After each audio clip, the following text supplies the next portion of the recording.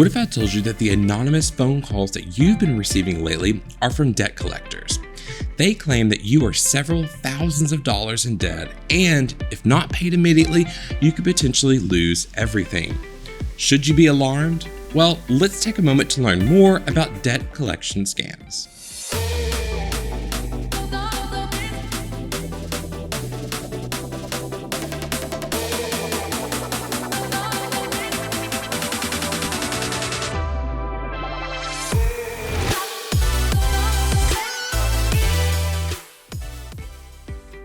Hello and welcome back to How to Get Hacked Without Even Trying, the show where we keep you safe from scams.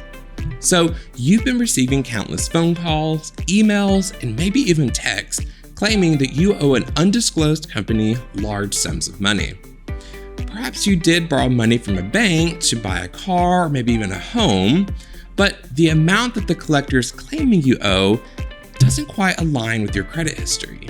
So, where is this information coming from?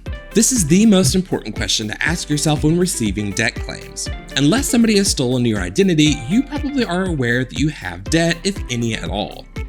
Additionally, knowing exactly how much that debt is and who the creditor was is equally as important. Your best defense against debt claims is to ask questions, as there are details concerning the debt that a creditor must provide.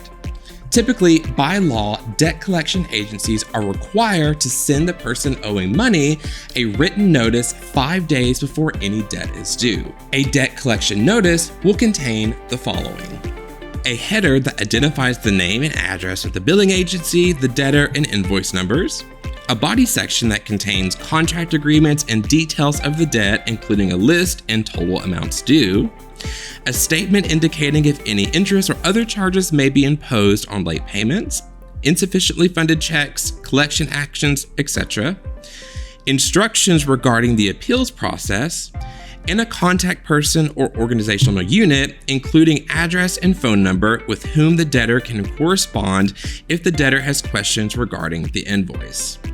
Hopefully some of this information resonates with you and it puts you at ease the next time you are falsely accused of debt.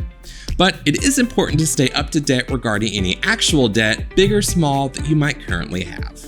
With that being said, if you are interested in learning more, I encourage you to visit www.consumer.ftc.gov/scams for more. Until next time, stay cyber safe.